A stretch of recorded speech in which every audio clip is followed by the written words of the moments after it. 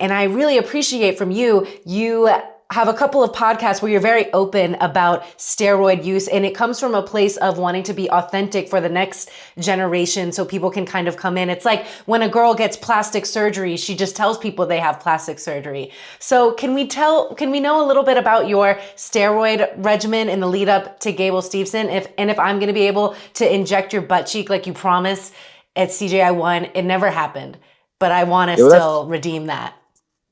that's yeah, there's many an individual out there that wants to penetrate these cheeks. That's why I got the Gabby Garcia tattoo as a bit of a focus target on the upper outer gluteus maximus. But yeah, like I remember when I started working with an anti-aging company, TRT company, the initial one was Evertine. I now work with Marek Health, right? Marek Health has national cover, whereas Evertine really was just a Texas-based company. So my logic, and a lot of people think I'm encouraging steroid use, but that's like I'm a sponsored athlete. We've got to market it. I'm not encouraging steroid use. I'm encouraging safe steroid use. So when there's a gray area and young upcoming athletes are under the assumption that all like they take a look at athletes in sports, see how jacked they are. Gordon would be an example. Some of the events he showed up for is like looks like Mr. Olympia, right? So um, I'm trying to say to everyone out there that already operates on the assumption that everyone's on steroids. I just want to let people know that I am on not a crazy amount. Like I wanted to emphasize to the youth that like if you're going to do it, like I'm operating on the assumption that the kids that are out there that are going to do it, they're going to do it anyway. It's hard to talk them out of it because they think they need to do it to win in jiu-jitsu competition. I'd say there's case studies out there like Lachlan Giles, where unquestionably clean athlete. You don't need it. Not every like you don't need it to win in this sport. Obviously, it's going to be a more challenging path. But if you're an athlete out there that's heart set on doing it, by me showing the exact numbers, and they're quite mild numbers, I've done some crazier things in the past, and I can confidently say that didn't help me. It just had great health consequences on me.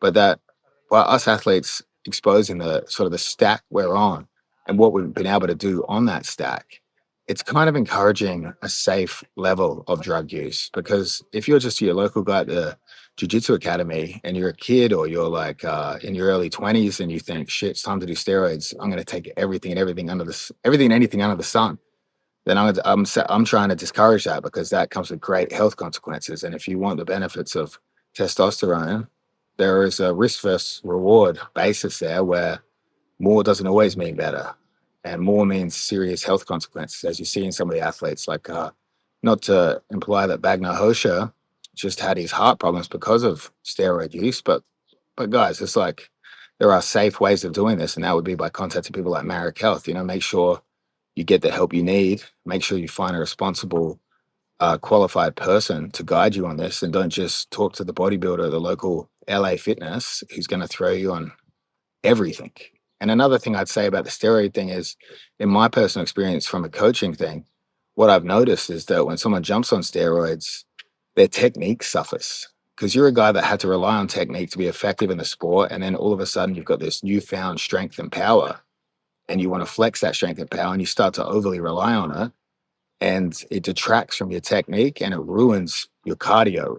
It ruins your cardio because you're in the gym just muscling non-steroided guys around, and then when it's time to compete, you're competing against guys with high-level technique that are on steroids too. So like sometimes I find that steroids is a detriment to jiu-jitsu athletes that are so technique focused that suddenly have this newfound strength. They forget the technique. It operates in lieu of the technique they previously used.